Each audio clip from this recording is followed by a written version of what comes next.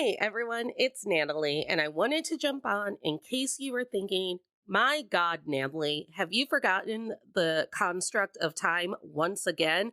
Because it is something you just refuse to adhere to, and you would be valid. But no, today's episode was meant to go out today because today is the release of Britney Spears' memoir. So this episode will be taking the place of our weekly Thursday episode. I want to remind you that Pop Culture Makes Me Jealous with Julia Washington has its own version of this recording that will be different than our episode released here. And I wanted to plug an episode of Fixing Famous People with our friends Chris and Dominic, where they try to fix Justin Timberlake and they go into all of the reasons why we should be frustrated with him. So make sure you go check out Pop Culture Makes Me Jealous and Fixing Famous People and subscribe to their shows as well. I'll see you next time.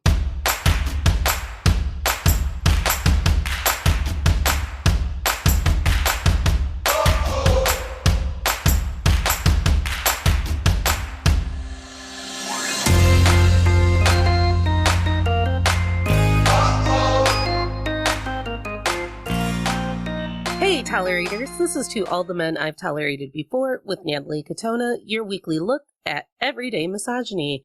Hey, it's our good friend Julia Washington, and she's here to talk everything Britney Spears, because her new book is coming out, and I have already planned on all of the ways I will go in hiding and block people from my phone because I won't be able to handle anyone talking ignorantly about it.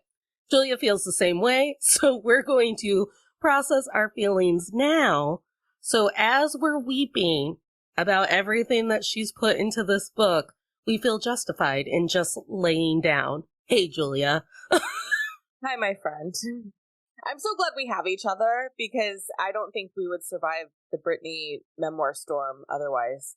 No, because between the press getting snippets of the memoir and then people reacting to the snippets that we are getting of the memoir, TikTok clickbait, what this actually, like, no one is actually thinking about what this means for A, Britney, and B, women or mentally ill people at large. Right.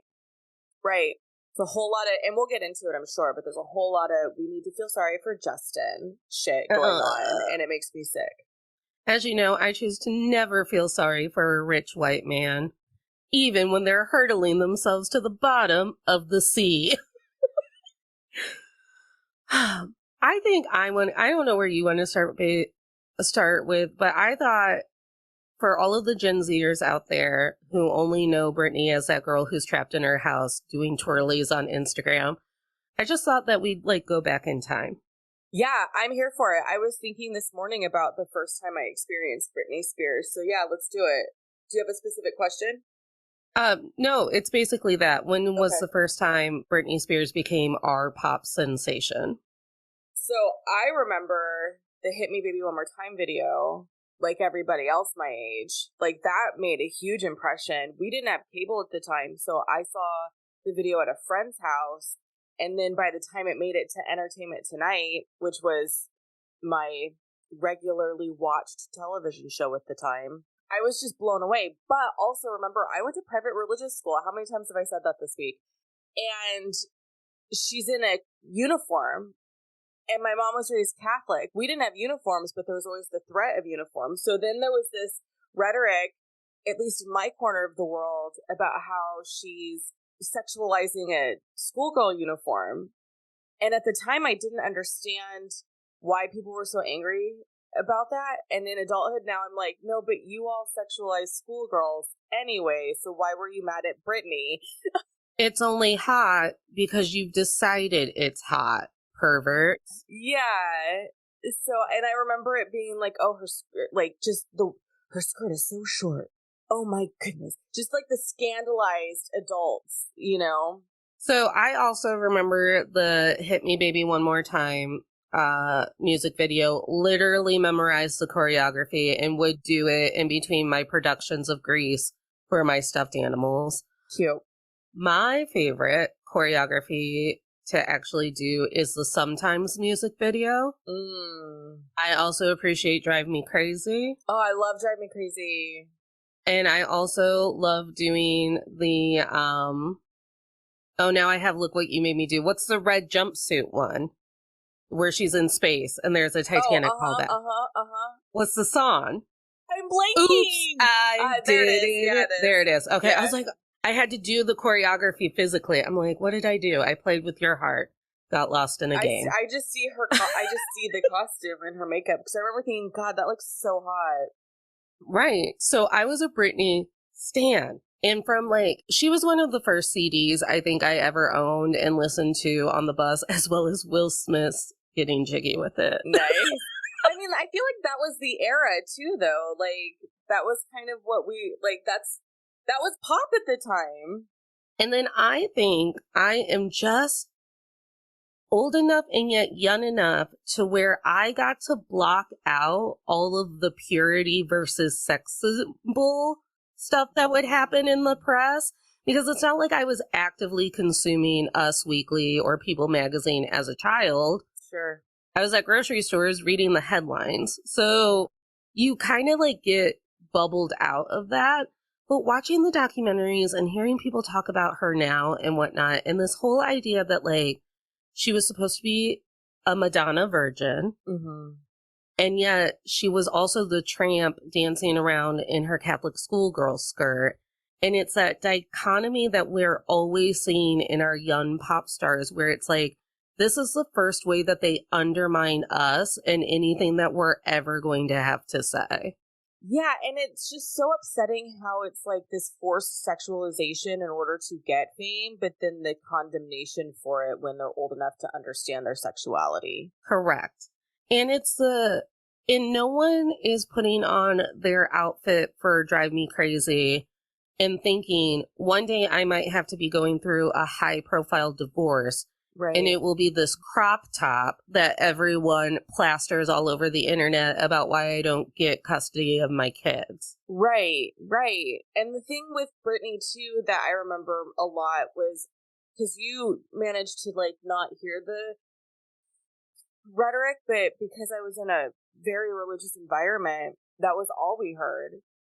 Yeah. Don't let your daughters, this isn't appropriate. How dare. I even remember, like, one of my church people, she brought the pastor a Britney Spears CD and a Jewel CD and said, the youth pastor, and said, my mom wants you to listen to these to determine whether or not it's appropriate for me to listen to.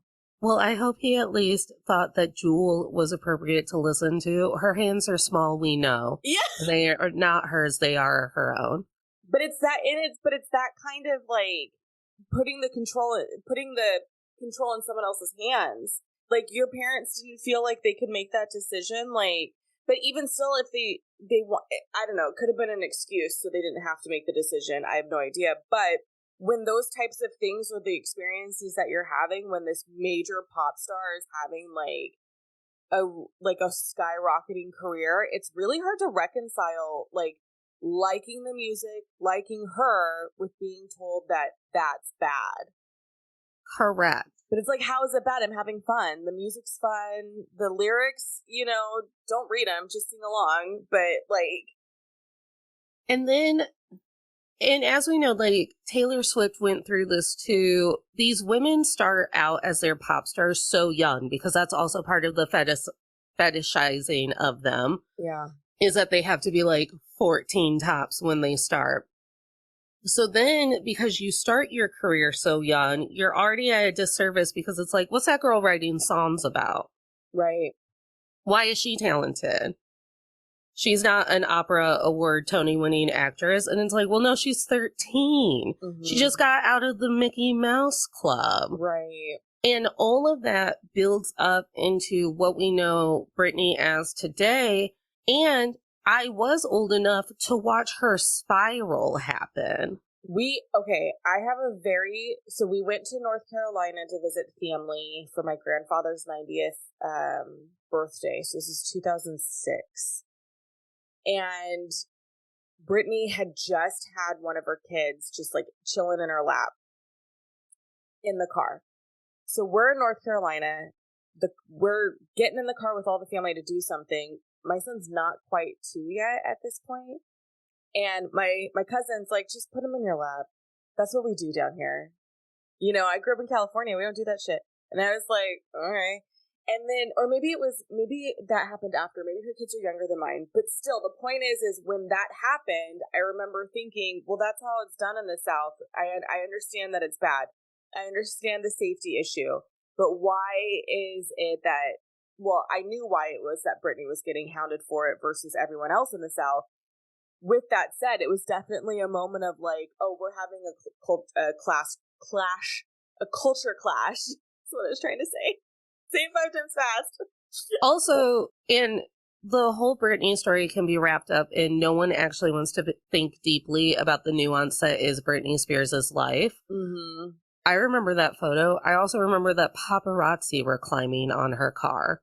Like, I remember she undid the car seat and all of it to grab her kids so they'd stop scaring him. And that's the thing that I think isn't being paid attention to enough right now with her media storm and like the backlash, not the backlash, but like the past of the Britney Spears. Because what we learned in the Beckham documentary is that the kids were freaked out by so much paparazzi because it was so aggressive. We knew and we know paparazzi is aggressive. And there's like sort of this provocation to get the picture because, you know, we all got to eat. We all live in a society where we all got to eat and got to get our coins so we can eat, but at the expense of other people. And how scary is it? Like, there's a scene in the Beckham documentary where Victoria's just like, it's okay, kiddos. Like, I mean, she doesn't call them kiddos, but she's like, it's okay. Like, it's going to, you know, mommy and daddy are here. Like, blah, blah, blah. And you're just like, how fucking terrifying for a child / the parent who doesn't know if that photographer is going to be bold enough to break into my car. I mean, and we saw Princess Di go through that with Harry and William, literally begging grown men on the street, hey, can my kid just have their first day of school? Like, we'll do 5 minutes of pictures and then please just go. Yeah. And not everyone is going to have the wherewithal, the grace, or, you know, the confidence to do what Princess Di did and set boundaries. And also, then you're just opening up your boundaries to be disrespected. Right. Right. So I think the thing that the illustration of Britney Spears' spiral is when I think about that time, we were still like casually millennium racist. We were still casually millennium homophobic. We're still casually millennium making sexist, making fun of the mentally ill, all of it. So then Britney starts to struggle because of whatever is going on with her medically or emotionally or with all of the stress outside factors. And instead of seeing a woman in crisis, we love to push successful women off a cliff and be like, haha, we knew that you couldn't be doing this and doing it well. Yeah, it feeds into the narrative that women are crazy and you give them too much power and they can't handle it. And, you know, all of that sort of bullshit to keep us down. And I think what it truly illustrates for me when I'm watching the documentaries and revisiting podcasts and all of it is, no, truly, I am unsafe if I am a woman who is publicly struggling. Mm-hmm. Because I also remember from the early millennium, Michael Jackson throwing a blanket over his kid's head and dangling him from a balcony. But we never talk about it anymore. And people still put their kids in Michael Jackson's house. So it's just different the way that we're treated when we're in crisis, but also very loud and apparent about that crisis. Yeah, and it's heartbreaking because for so many reasons, and one of which is was this crisis inevitable? Because her parents really did push her into performance at such a young age. Like, we've all seen the Star Search competition performance. That is a little girl who has a powerhouse voice, who is just commanding presence, who is going places, because she's a little girl. So it started very, very young. And then because her parents weren't exactly the best support system, it's like, was her demise was inevitable? Is that the conclusion to this because she had shitty parents? Probably yes, but then also it's like, how different would her life have been if she had had a support system that said, we know you're talented, but we also want to make sure that you're healthy and safe. And you and I have talked before about how literally it's a lottery on what pop divas are actually going to survive their stardom. Right. So, as you know, I very much believe that Kesha was as brilliant and as talented as Lady Gaga. Mm-hmm. Lady Gaga got to be eccentric in a very controlled way where I believe that she was actually in control of her narrative throughout. And now Gaga does whatever Gaga wants to fucking do with her career. On our other side of the spectrum is Kesha, who was made to be party girl, slutty, eccentric. Again, we have a process where her credibility is stripped from her. Meanwhile, we know, but we're not saying out loud that Kesha is being drugged and physically and sexually abused by her management. And no one wants to believe her because she's just the girl who brushes her teeth with a bottle of Jack. It's a part, that's exactly how the system works. What can we do? That's our country. That's our legal system 100%. What can we do to discredit this witness? What can we do to ensure that this witness isn't believable and that we can't have them tell the story? Even though our law is written to be gray, in a lot of ways, it's very clear. It's very black and white in what you need to be and how you need to live in order to win. You either need to have a shit ton of money, or, that only works for men, or you need to live the most angelic life, which is nearly impossible because humans are flawed.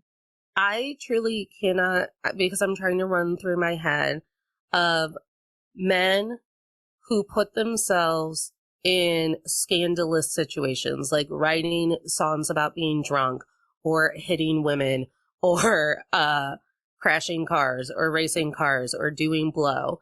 And then not knowing, or at this point, I wonder if we're starting to realize, like, anything I put in a song, anything I put in a book, anything that I do in a movie, if I am later in life a victim of abuse, now that discredits me because no one wants to believe me because I'm just the girl in the red jumpsuit.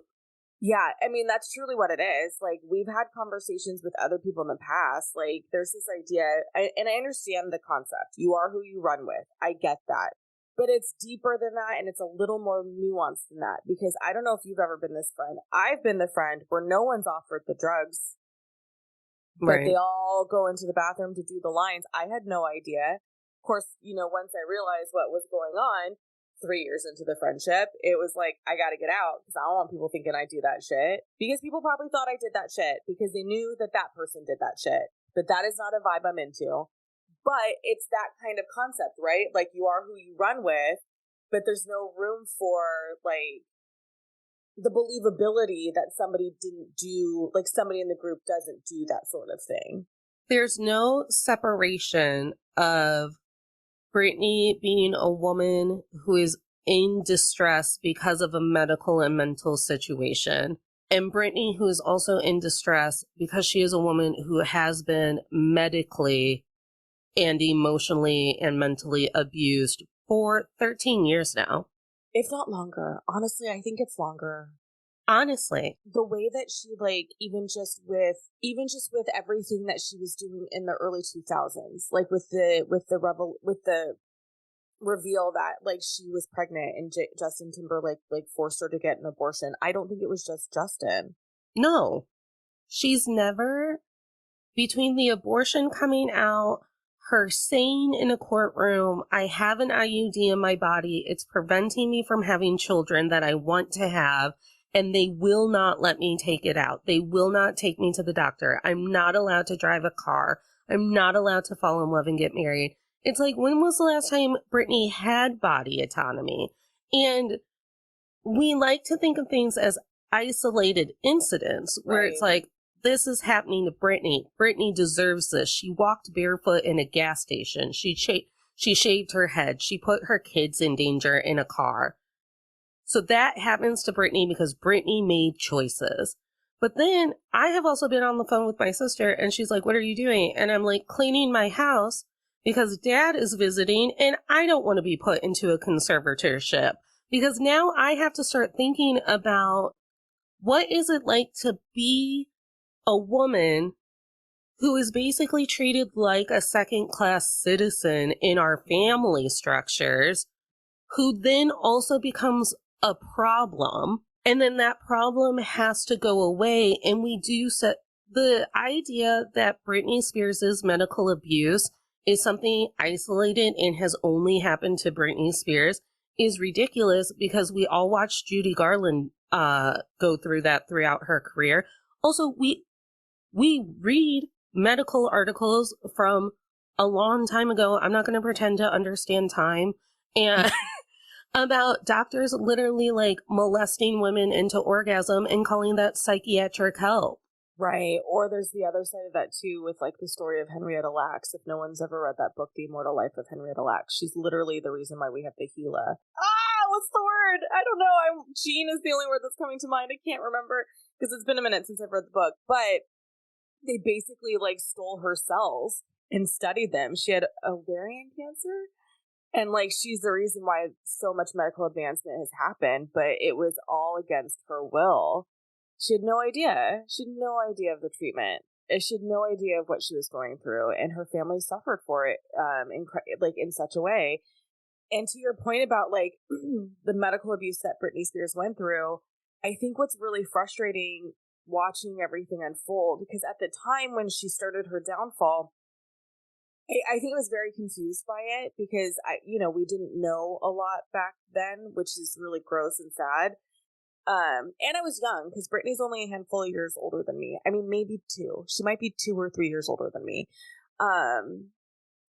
And now in the time of life where I'm at now, I can look back and I can see it is a woman who's crying out for help. It is a society that doesn't understand how to help. And now I have a lived experience of that because to your point about like, no, I got to clean my house. I'm not in a conservatorship. It's literally how I didn't raise my child in fear, but I did raise my child with the knowledge that somebody could become very upset about something that I did and call an authority to question whether or not I was a staying stable parent that should be allowed to raise her child. And that's what dictated my parenting. And I hate that. So I understand Britney's desire to want to have another chance to do it in a way without the fear of someone coming in and fucking it up for her. That kind of brings me into my point about how as a public, we find it so easy to believe these other people. So we just like looked at Britney Spears' creepy dad and her probably also abused mother and went, oh, they said that Britney can't take care of herself. That makes so much sense. She shaved her head. I believe you. But then we never thought past, oh, they said that Britney has dementia and cannot take care of herself, but she's doing a Vegas residency 6 nights out of the week. Or she's on tour. Or she's opening the VMAs. Or any of the things that we watched her do in these past 13 years that were under the conservatorship. Right. I remembered something else I wanted to say too, about, her bodily autonomy and it just having the freedom and free will. We have the luxury as normies, hopefully, to grow into that, right? Like whether it's our parents guiding us into that or it's just generally we're doing the work ourselves without realizing it because we've turned 18, we've gone off to college, we're doing these things. There was nobody there to help Britney. They removed the conservatorship and said, have fun. So now we have a woman who's 40 years old, who needs intensive therapy probably, who needs serious support, and we're just watching her twirly videos going, oh my God, what is wrong with her? Why is her panties so tight? Versus going, oh, I'm willing to bet she's got emotional growth. She needs help with emotional growth because she's probably having a hard time processing what's happened to her. I would have a hard time with processing what's happened to me if that were my situation. Well, and as we know, science, don't ask me which science, but science has dictated I am not a doctor nor a scientist, but I am a time traveler. Science dictates that our brain, the emotional part of our brain that controls maturity, basically ends at and stops maturing at the moment that we are suffering repeated abuse. Right. Which is, and we see that often with people who abuse drugs. We see that often with people who've been molested. We see that often with people who've experienced extreme trauma. So there isn't this, it's like, if we know that, then why aren't we offering that grace and understanding to her? And why aren't we doing something to be more of a society that can allow women to be flawed in this way? Like, it makes me cranky when people are like, oh, I can't believe the interviews are happening via email, because she's not doing a press tour for her book. No. Her book is really, I think her book is releasing today, right? Yes, tomorrow. So again, we're time traveling. So we are recording this episode the Thursday before the book comes out. The book comes out on the 24th. I believe that is Tuesday. Okay. So it's this situation of like, yeah, I understand why she doesn't want to talk to any of the media outlets. Look at the way they've been talking about her entire career. Well, and at some point, she has to realize how vulnerable it makes her every time. Like, when people are like, she's not going to read her own book, and I'm Who like, cares? Let the baby not read her book. Well, and number one, who cares? Number two, what if she doesn't want to relive that trauma? Number three, what if she's also very aware of how awful the public is already being about this book? Well, and that's the thing, the relive the trauma, right? Because here's the thing. You and I had a conversation. I forget which one of your episodes it was, or maybe it was one of my episodes. I had shared with you I had played a character in a play who was mean. And not just mean to Rosa Parks. No, not Rosa. Because I was cast as a white person, because that seems to be a thing people like to do. But put me next to white people and everyone's going to go, that one's not like the others. And every day after rehearsal, the director was like, I need you to be meaner. And it's like, no, I understand. I have to get there because I'm going to go home and cry because this character is really hard. And then, the night of the performances and then I would cry. The cast went out for drinks after, and I went home and cried because to get into that horrible dialogue and become that character was so taxing. So imagine having to read your memoir where you're talking about things that are deeply hurtful that you might not have healed from yet.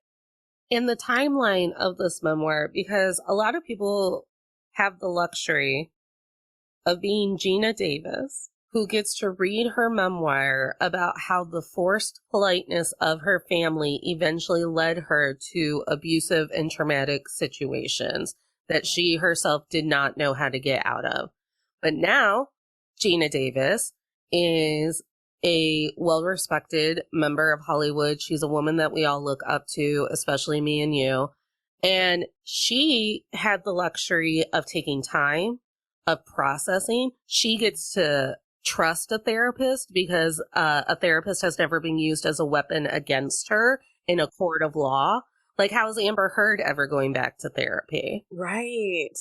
Once therapy is, and I used to explain this, and now we're going to get into my teaching bullshit, because I used to explain this to one of the schools that I fucking taught at, when they would call the counselors and the therapists to de-escalate a student and then deliver a punishment, like they were the punishment call. And I was like, no, you cannot do that. That person is the person supposed to be playing Scrabble with them and tricking them into talking about their trauma. Right. That is what they're supposed to be doing.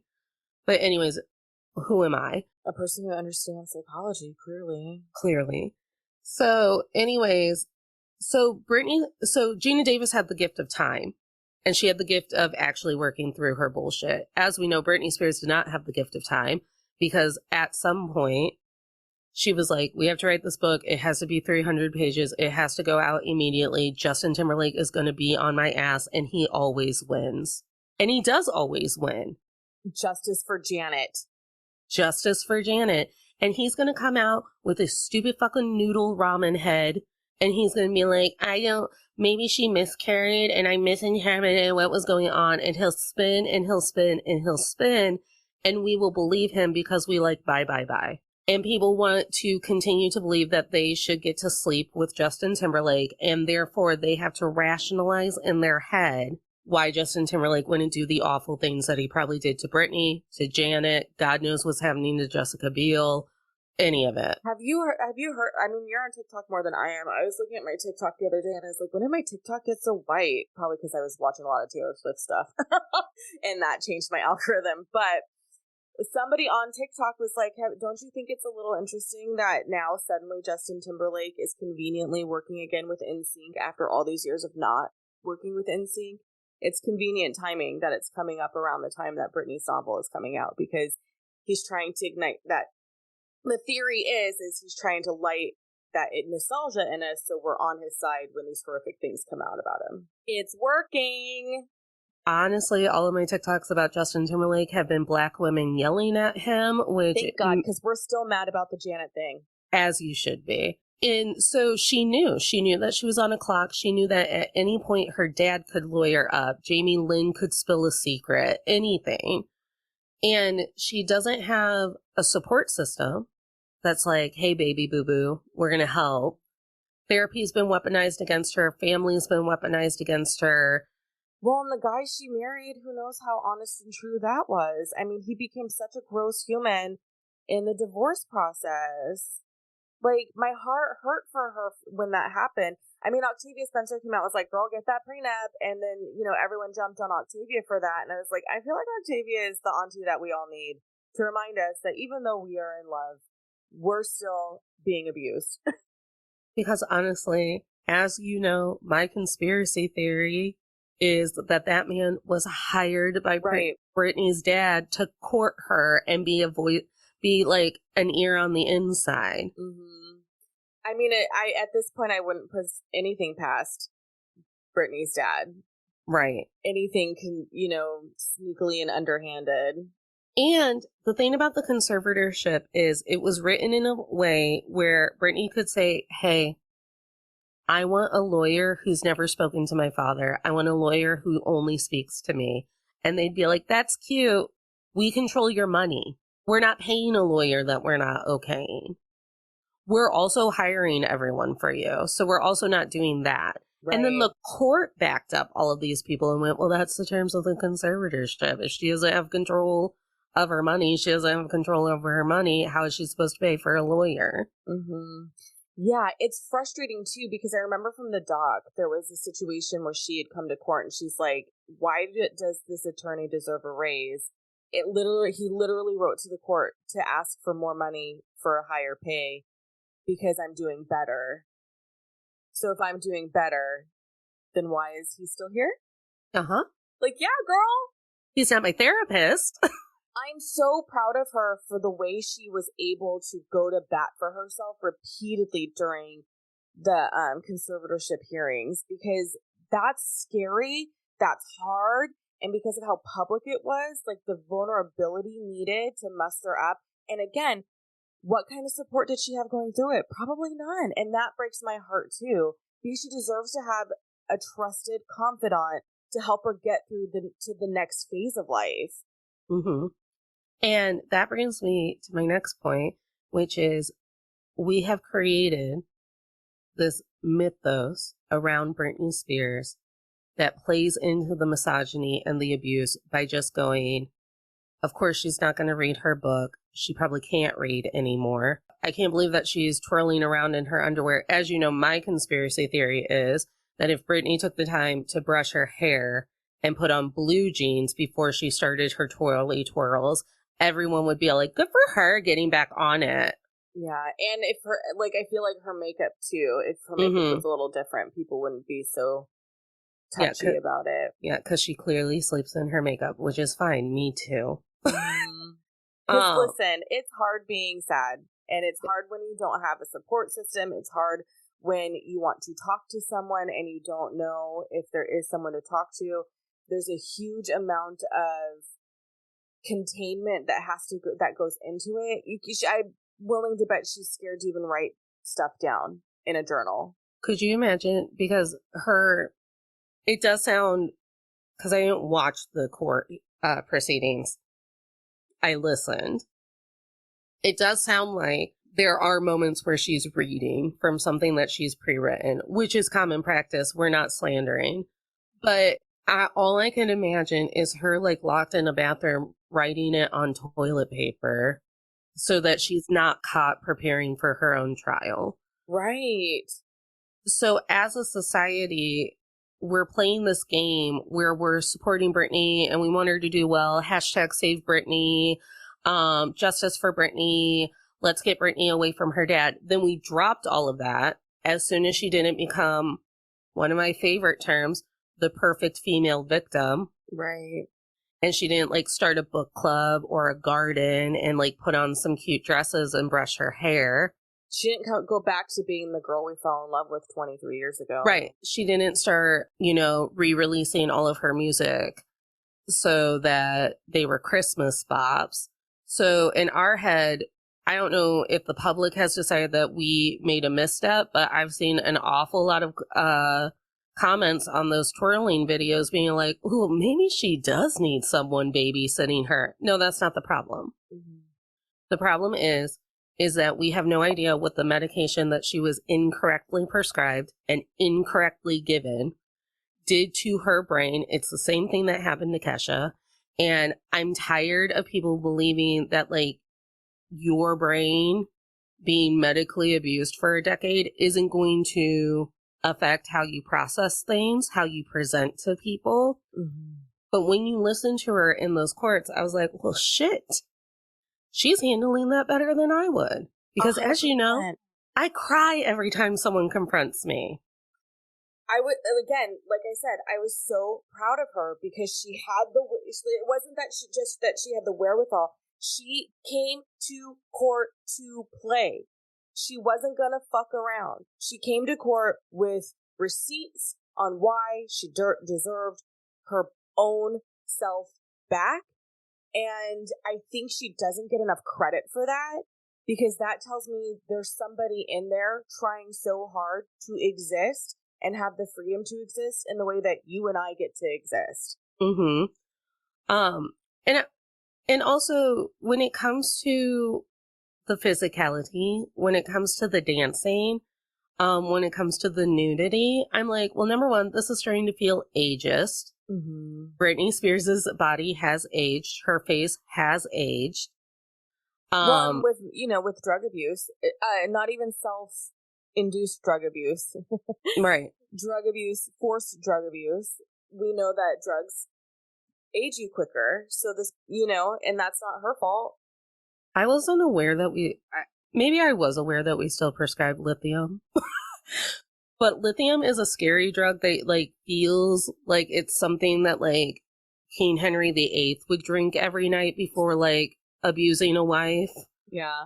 So, like, when she says, she goes, they just kept increasing my dose of lithium. I've looked into it. Lithium is a highly lethal drug that does a bunch of things to your body, your brain, and your, like, health. But I kept being given more, even if I was improving. And it's a control measure. And to think that it's anything but a control measure is ridiculous. They needed her to be docile and doled out enough that she would do whatever they said without questioning it. But they also needed her high and hyped enough that she could dance in Vegas every night. Right, because she's still their ticket to money. So when it comes to, like, well, she's not dancing that great, and I was like, well, she is in her mid to upper 30s. She hasn't been working in a while. Every time I take a week off of walking or yoga, the next time I do it, it feels like dying. It feels like dying. Again, I'm not a scientist and I'm not like a sports doctor, but someone at some free library workout class told me that it is so easy for your muscles to lose memory, and not actually remember the high caliber workouts that you are used to doing. That's why we have physical therapy. The other thing that's kind of like that I'm observing that I don't know how to process is, and this is more of a general statement, but right now it's really highlighted because of Britney, is this expectation that celebrities owe us something. And that's an age-old conversation, right? Like we've talked to, and it's been talked about for decades. The royals go through it as well. But it's like, I don't, and to an extent, I understand why people feel like they own the royals, because, it's tax money that keeps them floating. With that said, though, I guess I just don't understand this public ownership over a celebrity, because when you think about, like, there are musicians out there who are like, I just want to make music, and they're very successful with just doing that, and people are like, cool, let him be. Like, they just kind of let him exist. But then you have pop stars, like, I don't know. Okay, I'm gonna redirect a little bit. What I'm hoping to read in the book is whether or not Britney even wanted to have a music career / be a mega pop star. Because part of me feels like she would have been content singing and dancing at any capacity at any point in her life. If her career was just professional dancer, musician, or singer, I feel like she would have been happy with that. I could be wrong, but what the twirly videos tell me is that she loves to move. She loves the movement of dance. There's something about dance that makes her feel free and light. And I think that what I'd like to know, and hopefully she addresses it in her book, is would she have been fine if she just ended up going from Star Search to Mickey Mouse Club to being a backup dancer? But instead, someone tapped her and was like, you got it, kid. We're going to make you a star. And because her parents were so, like, money hungry, and because she was so young, it turned into this pop diva thing that maybe she didn't even want. She just wanted to sing and dance. Right. And when it comes to the nudity, which has kind of slacked off, but do you remember when she first left the conservatorship and every day we were getting a nude selfie with a sea clam? The stars over her nipples for Instagram. Yeah, with a starfish nipple. Yeah. I mean, my sister and I called that right away. We were like, get naked, Britney. You've never been naked on your own terms. And that's the other thing, too. Like, why is everyone so scandalized by the fact that she wants to be wearing what she wants to be wearing and then putting it on the internet?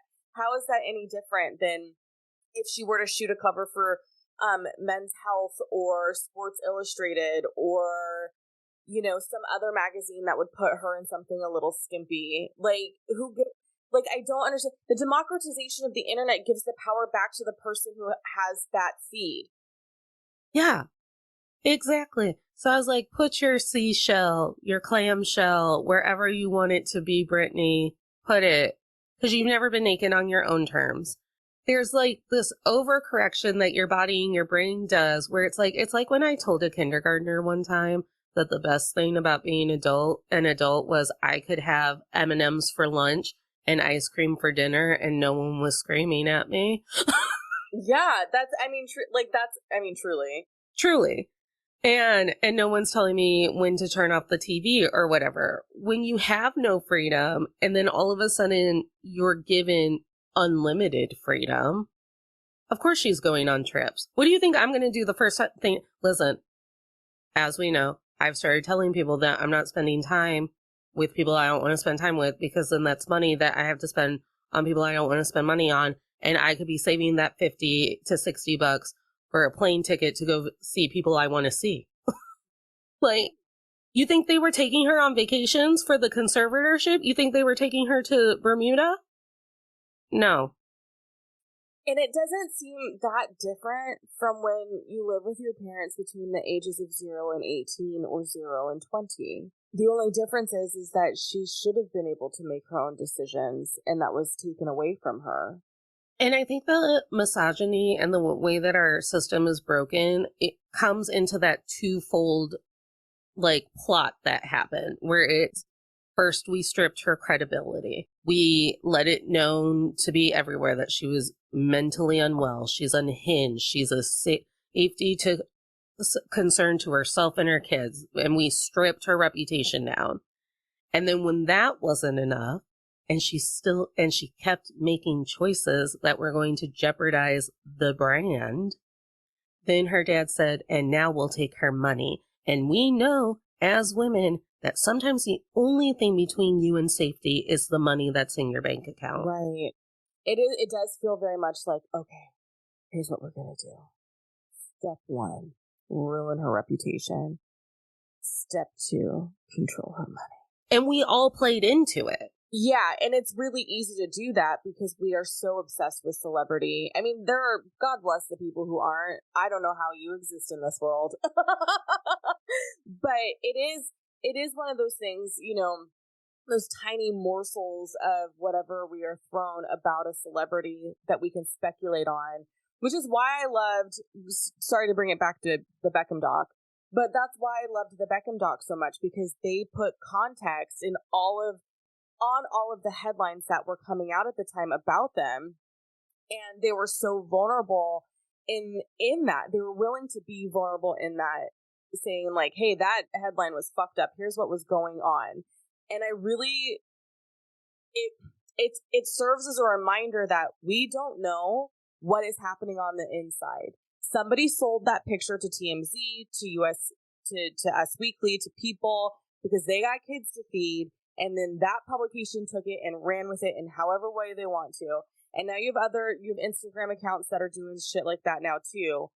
But it's like, how did we go from the point of we were so awful to Britney Spears 23 years ago to still being awful to Britney Spears now? Like, where did all that growth go that we went through as a culture and society to be right back where we were 22 years ago with how we treated her? Ableism and sexism. Ableism and sexism. Because in our head, and I think this is what separates me from the people who aren't thinking about what they're saying when it comes to Britney Spears. I live in this. I live in the ways that we will be abused, that stories will be turned in against us. Like, this is my calling. I do it once a week for everyone. And I took that on because I thought that this show was going to be me bitching about my boyfriends. And whoopsie-doo. And then I found a new calling. And I think this is truly what makes people uncomfortable and why we sensationalize it and why we make it a joke.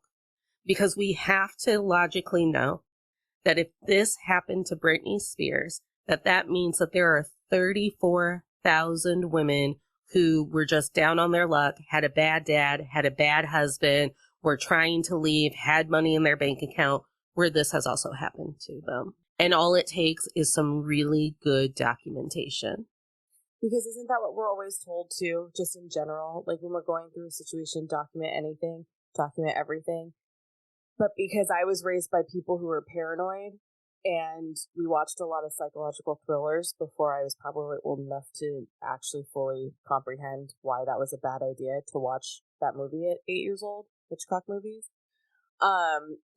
There's a part of me that's like, I know that you will doctor that to make it look in your favor. I've seen it play out. I have former friends who were accused of being inappropriate with a student, and then I was asked to help edit texts to look like they were at a different date and time, and I said no.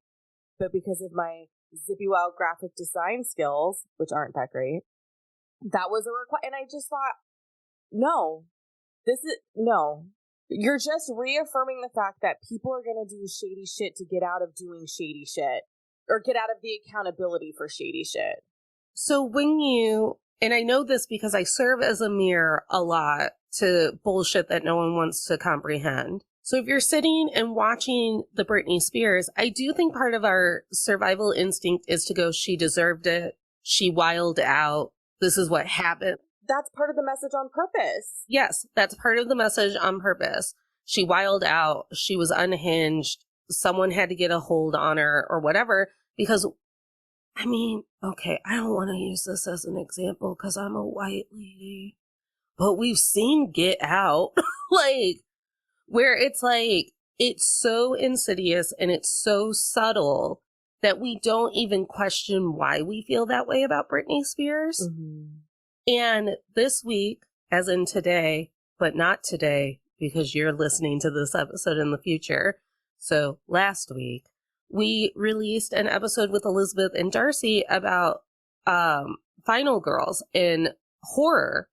And I made the point, and I was like, I think why horror gives me the tingles from my head to my toes, and why I can lose myself in the tension and the thrill of it, I go, is because when I watch Final Girls go through what they're going through, I know in the back of my brain it is very realistic that I would go through that, or I have already gone through something like that in varying degrees. Yeah, and you know what's funny is that's why I can't do certain types of genres, because it's like it's too close because it's still happening every day. I know, that's why you have to swipe to like get yourself swept away in a rom-com, Jules, because you have to believe that people are good and worth dating.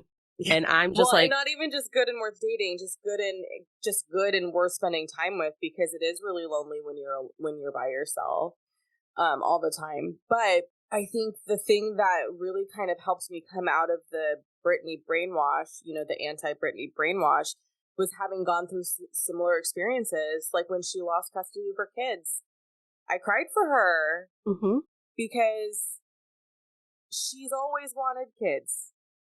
We knew this. When she had her children, she was thrilled. She was delighted. It was like she finally fulfilled her dream.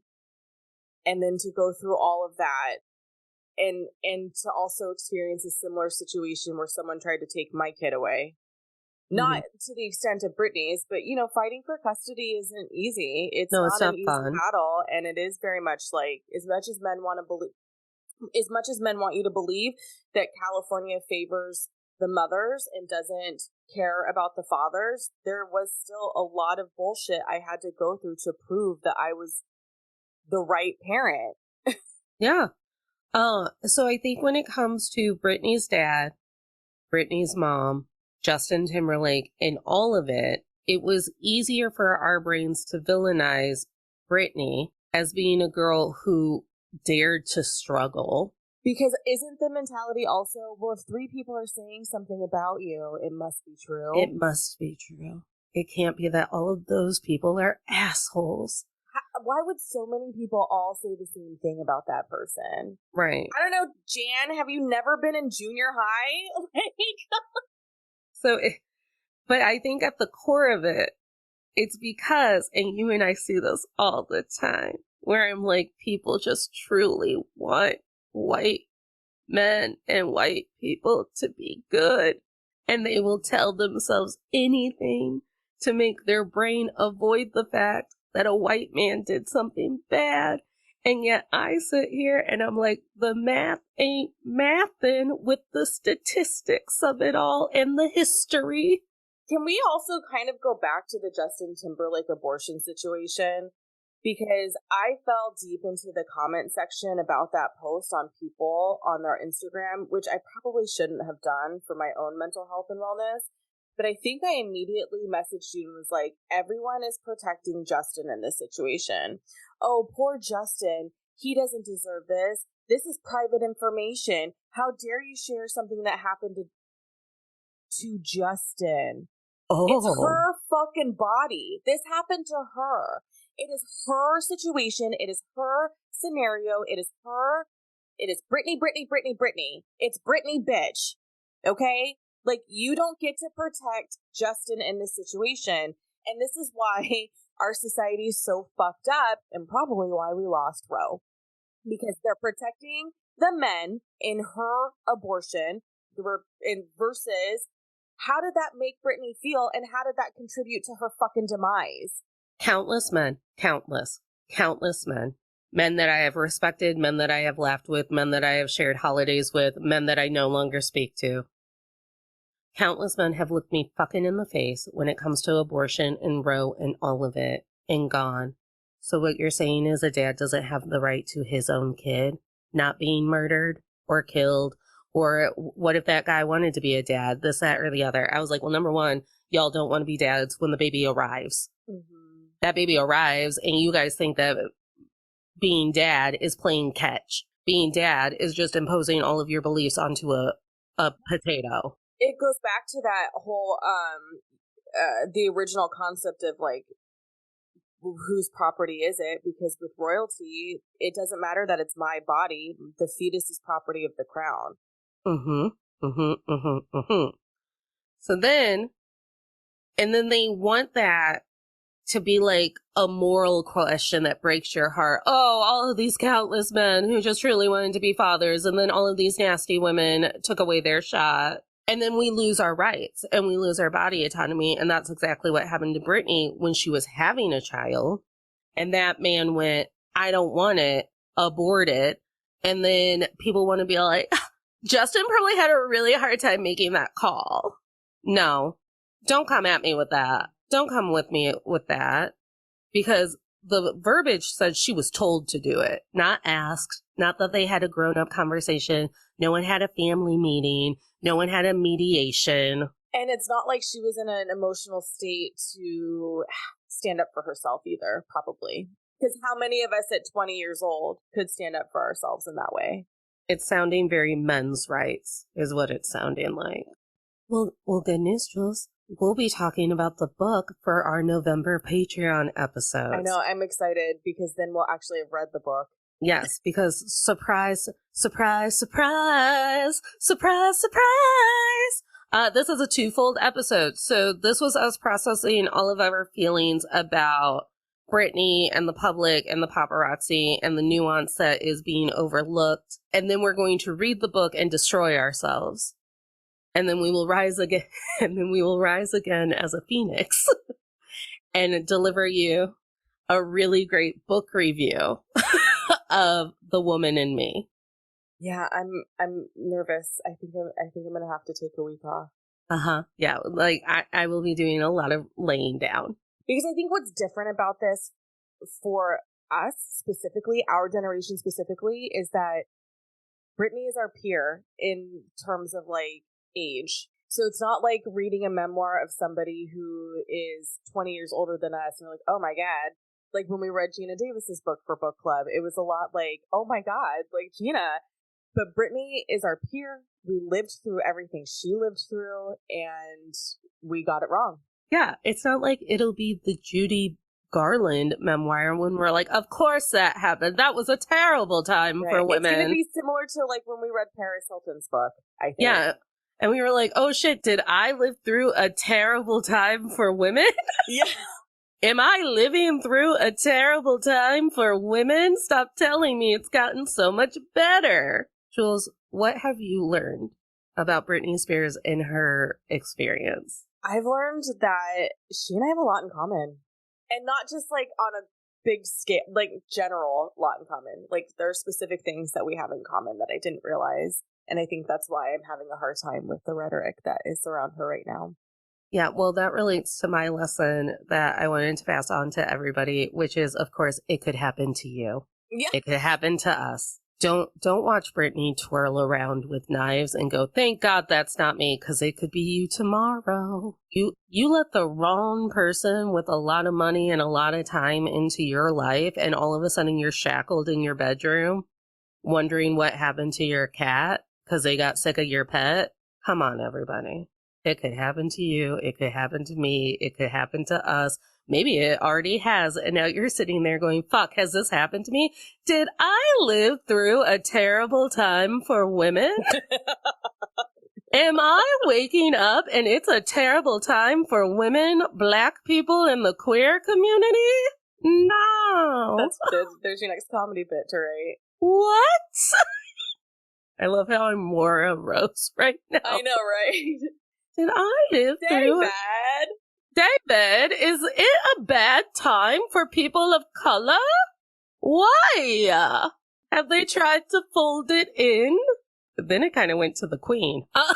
What would you like to manifest for Britney? Because prayers up for Britney every day at 12 o'clock Eastern or whenever you have a moment. I started this tradition and shared it with the Sugar Cookie Club where it was like, when I have a quiet moment, I just sit there, I close my eyes, and I send love to Britney. And then I started extending it to anyone who was in a position like Britney. Unheard, uncared for, just twirling and not knowing what to do. I think what I would like to manifest for Britney is rooted in healing, but more in, I want her to find a confidant. I want something from this book to bring out a true and trusted confidant for her. Because I think that's going to be a huge part of it. She needs an anchor, and she doesn't know how to be her own anchor because no one's ever taught her to trust herself.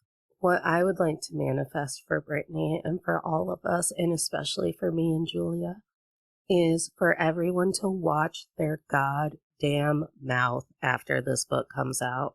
Watch your fucking tone. I want everyone to reread every text, every tweet, every DM, every Facebook post, every review on Goodreads that you have typed out and decided that you want connected to your name when it comes to a woman who was medically abused, sexualized way too young, forced into an abortion, stripped of her body autonomy, stripped of her finances, and abused by the people who were supposed to love her the most. Watch your fucking tone. And that's what I'm manifesting, because I truly did lose friends when it came to the Kesha court cases. Almost lost friends during Heard and Johnny Depp.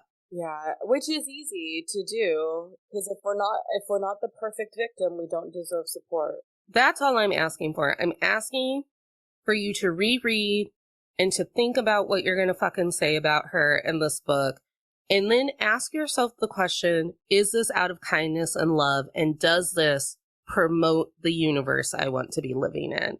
Because if it is just gossipy and salacious and reminding everyone how hot Justin used to be when NSYNC came out, and he's been a really great husband to Jessica Biel, and we can't wait for the Bye Bye Bye Tour 2024. Is it helpful? Is it true? Is it kind? And is it something that you actually want connected to your fucking identity? And then we'll have to ask yourself, is this something that's going to make Natalie cut me from her life and pretend like I'm a ghost who never existed? Because I do it, I'm a Capricorn. As I do it, I'm a Capricorn. Julia, are we plugging now? What are we plugging? Yeah, let's do all the plugs. Do you want me to go first? Do you want to go first? It's your show. I should go first. It's technically our show. This episode. Our show. Oh yeah, this episode is us. It's both of us. Here's the thing. If you're listening to All the Men I've Tolerated Before right now, you should probably go to Pop Culture Makes Me Jealous, because Jules does these like really factual like sound clips in between the nonsense that I say, where she's like, yes, Natalie just talked about the historical abuse of women, and I would like to direct you all to an outline that I have about Judy Garland. True. Yeah, it's true. I do that, don't I? Meanwhile, I just sit here and I'm like, I have binders of facts that the world is a shitty place for women. So, plug. Okay, I'm Julia Washington. You can find me on the Instagram and the TikTok, the Julia Washington. I'm currently full of existential dread, so that's pretty much what you're gonna find on my channels at the moment. My show, Pop Culture Makes Me Jealous. We analyze pop culture through the lens of race or gender, and sometimes both. We also have a show called Jelly Pop's Book Club, where we read book-to-screen adaptations, but we also just read books, because I love to read. You can find all of that on socials, and you can sign up for my newsletter, because I recently learned that half the shit I've written over the last 10 years is no longer available on the internet, and so being erased is fun. So join my newsletter so you can contribute to my existence. Am I living in a time where it's easy for a woman's experience to be erased? Alexis, my name is Natalie Katona. I am the host and producer of To All the Men I've Tolerated Before, your weekly look at everyday misogyny. And we're going to do a Patreon episode on the book. We've already mentioned that. We both have free trials on both of our Patreons. There's a blog, there's a newsletter, there's merch, there's a newsletter that has a discount code for said merch. You can find us at Men I've Tolerated Pod on Instagram and Natalie K124 on TikTok and even Instagram still. And hey, everybody. Hi, Tolerators. Remember Tolerators? I don't remember my own fucking catchphrase. I know, wrong show. I was like, wrong show, Natalie, wrong show. Yeah, make sure you're watching Still Comfy. Yeah. Neither of us plugged Still Comfy. So Neither one of us. Yeah. We're fucking rude. Remember, tolerators, you don't have to smile through anything you're tolerating, including waking up and going, oh, wait, is it bad here for anyone who isn't a cis, white, straight, white man? Smiles are for joy.